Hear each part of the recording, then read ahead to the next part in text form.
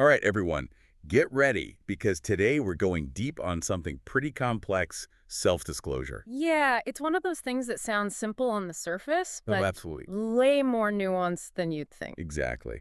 We're going to be using this chapter from Alin Gavrilyuk's Social Cognition as a guide.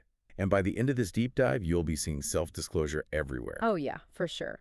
From first dates to job interviews to just casual conversations with friends. I'm even willing to bet you'll understand how to use it more strategically in your own life. Now, that's a powerful skill to have. It really is. Yeah, So to kick things off, maybe we can just get a good working definition out there. definitely. So, when we talk about self disclosure, we're talking about the process of revealing information about yourself to other people. Okay, so far so good. But you said process, and I'm curious about that word choice. Good catch. It's not just about randomly blurting things out. There's a level of intentionality to it. Right. And it all starts with self-perception, which is basically how you see yourself. Okay. And from there, it branches into self-presentation, how you choose to present yourself to the world. Ah, so it's not just what you share, but how you choose to share it. Exactly. It's about making choices. I like that. And speaking of choices, the chapter actually breaks this whole process down into three key dimensions. Oh, this is getting good. Hit me with those dimensions. All right. So we have extent, depth, and duration. Okay, break those down for me. You got it. Extent basically refers to how much information you reveal. So like the difference between saying I like to cook versus listing out every ingredient in my grandma's secret lasagna recipe. Precisely. One is a pretty surface level statement. Right. The other is going deep into the specifics. And I can already see how overdoing the extent, especially in certain situations, could totally backfire. Oh, absolutely. Imagine that first date scenario where someone's giving you the entire lasagna recipe before you've even ordered drinks. Yeah, I'd be looking for the nearest exit. Right. And that's why understanding these dimensions is so crucial. Okay, so we've got extent, which is about the amount of information. What about depth? Depth is all about the intimacy level of the information. So, like, you might tell a coworker about your weekend plans, but you wouldn't necessarily tell them about your childhood trauma. Exactly. There are different levels of intimacy. And I'm guessing the deeper you go, the closer the relationship tends to be. Generally, yes. But there are definitely exceptions. Oh, I bet. Tell me more. Well, think about that study Gavrilyuk mentions about the college roommates. Oh, right, the ones who overshare too early. Exactly. Yeah. It turned out that the students who revealed very personal information right off the bat were actually less liked by their roommates. That's counterintuitive. It is. But it shows that oversharing can actually violate social norms and make people uncomfortable. And maybe even raise red flags. Oh, absolutely. Yeah. It can make people wonder if there's something manipulative going on. So it's a reminder that balance is key. Don't be a closed book, but don't overshare either. Exactly. Find that sweet spot. Okay, so we've got extent and depth. What was that third dimension again? Duration. Right, right. So is that about how long someone talks for? Like, are they a long-winded storyteller or do they get to the point? That's part of it, sure. But it's also about how the sharing unfolds over time. I see. So a casual acquaintance, you might only have brief, surface-level exchanges. Right. And as the relationship develops, the duration might increase and the topics might get deeper. I'm starting to see a pattern here. It's like there's this dance between how much you share, how deep you go, and how that all changes as the relationship evolves. You're getting it. And speaking of that dance, have you ever heard of the onion analogy? Oh, is this the ones from Altman and Taylor's social penetration theory? I remember skimming over that. That's the one. It's a classic. Okay, I'm all ears. Give me the onion lowdown. All right, so picture an onion. Each layer represents a different level of personal information. Okay, I'm picturing it. The outer layers, those are the superficial things you share with pretty much anyone. Like your favorite music or what you had for breakfast. Exactly. Easy stuff.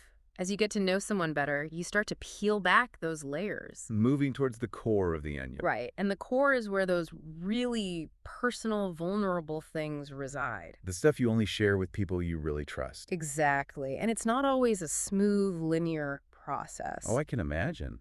Sometimes life throws you a curveball and you end up sharing something pretty deep with someone you barely know. It happens. Like imagine you're stuck on a long flight and end up having a heart-to-heart with the stranger next to you. That's a great example. It's like the onion get diced up a bit in those situations. I like that, the diced onion. But in general, I'm guessing the theory holds true the more you disclose, the more intimate the relationship becomes. That's the general idea. But the question is why? What is it about self-disclosure that creates that bond? Yeah, that's what I'm wondering. What's the psychology behind it all? Well, at its core, I think it comes down to trust and vulnerability. Okay, I can see that. When you share something personal, you're basically saying, I trust you enough to see this part of me, Exactly. And it creates a sense of reciprocity. like an unspoken agreement. Right. You share something, they share something. It builds a foundation of trust over time. And if someone doesn't reciprocate, that can be a sign that something's off. Definitely. It can feel like a violation of that trust. Like they're not willing to be as vulnerable with you. Right. Which brings us to another interesting concept, the norm of reciprocity. Oh, I've heard of that. Isn't that a pretty universal social principle? It is. Goldner did a lot of work on this. Okay, remind me how it works. Basically, when someone does something for you, you feel obligated to do something for them in return. Like if someone holds the door open for you, you're more likely to hold it open for the next person. Exactly. Or if a colleague helps you out with a project, you're more likely to help them out in the future. So how does this relate to self-disclosure? Well, when someone shares something personal with you, it creates a sense of obligation to reciprocate with a similar level of disclosure. Ah, so it's not just about being open, it's about maintaining that balance of give and take. Right. And this ties into another theory, social exchange theory, developed by Thibault and Kelly. I'm sensing a theme here. Lots of theories. Social psychology is full of them. But this one's all about how we weigh the costs and benefits in our relationships. So are we saying all relationships are just transactional? Like we're constantly keeping score of who's sharing what? Not necessarily. I think it's more nuanced than that. While we do seek a sense of fairness, genuine self-disclosure is also about building authentic connections. Okay, that makes me feel better. It's not just about cold, hard calculations. Right. It's about creating a space for emotional intimacy that goes beyond simple exchange. So we've got the onion, the balancing act, and now social exchange theory. Are we missing anything? Well, the chapter also talks about several other factors that influence self-disclosure. Oh, like what? Give me the rundown. We've got timing, gender differences, cultural norms, even personality traits. Wow, that's a lot to unpack. Ah, Maybe we can dive into those in a bit more detail after a quick break. sounds good to me. Okay, so before the break, we were talking about all these other factors that can influence how and when and why we self-disclose. Right, right. Like it's not just about this universal onion. Exactly. There's all this other stuff going on. Yeah, like timing, for instance. Yeah, timing. Why is that so important? Well, think about it. If you meet someone for the first time and they immediately start unloading all their deepest secrets. Whoa, too much information. Right. It's just not appropriate. Yeah, you need to build up to that kind of intimacy. Exactly. It's like there's this unspoken rule book for social interaction. And timing is a big part of it. Huge. You don't want to come on too strong too early. So what's the right way to handle timing then? Any tips? Well, Gavriliuk actually gives a pretty specific recommendation. Oh, yeah. Yeah. Lay it on me. He says you should wait at least 8 to 10 minutes before revealing anything too personal to someone you've just met. Okay, that's a good rule of thumb. Gives you time to feel each other out a bit. Right. Let the conversation flow naturally. Don't force it. Exactly. Now, another factor we mentioned was gender differences. Yeah, that's a tricky one. Is it really true that women are more open than men? Well, it's not quite that simple. I figured as much. Research does suggest that women tend to be more emotionally expressive in general. Okay, that makes sense. But here's the interesting thing. Studies have shown that men actually disclose more to women, Oh, really? especially in romantic contexts. So it's not just about gender, it's about who you're disclosing to. Right. And it makes you wonder about the motivations behind those disclosures. Yeah, is it about building intimacy, or is it a way for men to try to control the conversation? It could be a bit of both, to be honest. It's like self-disclosure is this multifaceted tool that we use in different ways depending on the situation. Exactly. It's not just one size fits all. And that brings us to another huge factor, culture. Oh, yeah. Culture's massive. I mean, it shapes so much of how we interact with the world. Absolutely. And self-disclosure is no exception. So how does culture come into play here? Well, think about it this way in individualistic cultures, like here in the West. Okay. Personal self-disclosure is often seen as a way to express your individuality and build trust. Right, it's all about being your true, authentic self. But in collectivist cultures, the focus might be more on relational self-disclosure. Relational. What does that mean? It means sharing information that strengthens the group harmony rather than highlighting personal differences. Ah, so it's less about me and more about we. Precisely. And it's important to be aware of these differences, especially if you're working with people from different cultures. Oh, absolutely. You could easily step on someone's toes without realizing it. Exactly. And then there's personality, which adds another layer of complexity. Yeah, some people are just naturally more open than others. Yeah, some people are like open books. And others are more guarded. Exactly. And then there are those who have what's called a Machiavellian personality type. Ooh, Machiavellian. That sounds intense. It can be. These are folks who are very strategic and manipulative. So they're not disclosing to build genuine connections? Not necessarily. They're using self-disclosure as a tool to get what they want. Okay, that's a little scary. It can be. They might pretend to be vulnerable to gain your trust. Oh, wow. Or they might reveal just enough to make you feel obligated to reciprocate. But they're not actually being genuine. Nope. They're playing the game. So how do we protect ourselves from these master manipulators? Well, awareness is key. Okay. Pay attention to inconsistencies between their words and actions. Right. If they say one thing but do another. Exactly. And trust your gut. Always good advice. If something feels off, it probably is. So it's about being cautious, but not letting that caution prevent us from forming genuine connections. Right. It's a balancing act. Now, one more thing I want to touch on before we move on is the healing power of self-disclosure. Oh, yeah, we talked about that earlier. It seems counterintuitive that revealing personal information could actually make us feel better. I know, right? But it's true. So why is that? Well, research shows that suppressing thoughts and emotions can actually be harmful to our health. Really? Yeah, both mentally and physically. Wow, I have no idea. It's like carrying around a heavy weight all the time. It weighs you down. Exactly. Self-disclosure, when done in a safe and supportive environment, can help release that burden. It's like letting out a big sigh of relief. Exactly. And it can have a positive impact on our physical health as well. So it's not just good for the soul, it's good for the body too. That's the idea. I know for me personally, talking to a trusted friend about something that's been bothering me always makes me feel lighter. That's the power of self-disclosure. And it's a reminder that we don't have to go through life carrying all that weight alone. We're social creatures. We need connection. And self-disclosure is a key part of that. Absolutely. Now, before we get too deep into the emotional side of things, I want to circle back to culture for a minute. Okay. We talked about the general differences between individualistic and collectivist cultures. Right. But I'd love to hear some real-life examples of how those differences play out. Sure. Let's say you're working on a project with colleagues from different cultures. Okay. In some cultures, it's very common to share personal stories and build rapport before getting down to business. Okay. But in other cultures, that might be seen as unprofessional. So you could have a clash of expectations. Exactly. And that can lead to misunderstandings. So someone from a more collectivist culture might be surprised or even offended if their colleague from an individualistic culture starts sharing personal details right away. That's a great example. And it highlights the importance of being culturally sensitive. Yeah, you got to read the room, so to speak. Right. And be willing to adapt your communication style. So what are some tips for navigating those cultural differences? Well, observation is key. Okay. Pay attention to how your colleagues communicate. Both verbally and non-verbally. Exactly. Are they more reserved or expressive? Do they initiate personal conversations or wait for others to lead? Right. Mirroring their communication style can help build rapport. It's like learning the local customs before traveling to a new country.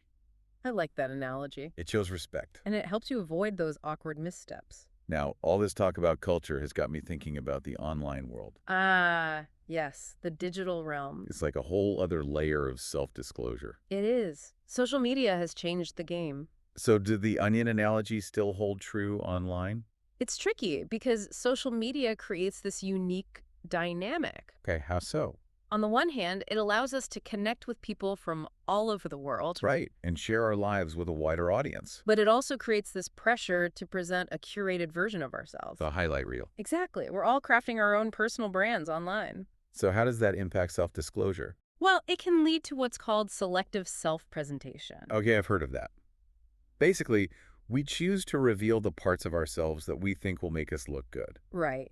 And we keep the less flattering parts hidden. So the onion analogy gets a bit distorted online. It does. We might be peeling back certain layers very quickly with people we barely know. sharing personal information with relative strangers. while keeping other layers tightly guarded, even from close friends. It's like we have multiple onions. I like that visual. So how do we navigate this whole online self-disclosure thing? It's about being mindful. Okay, mindful of what? Mindful of what we share and with whom. Just because we can share something doesn't mean we should. Exactly. And it's okay to set boundaries between our online and offline lives. That makes sense. It's like we need a digital detox for our self-disclosure habits. I love that idea. Now, another thing that's been on my mind is control. Control. Yeah, who controls our narratives in this digital age? That's a big question. It is.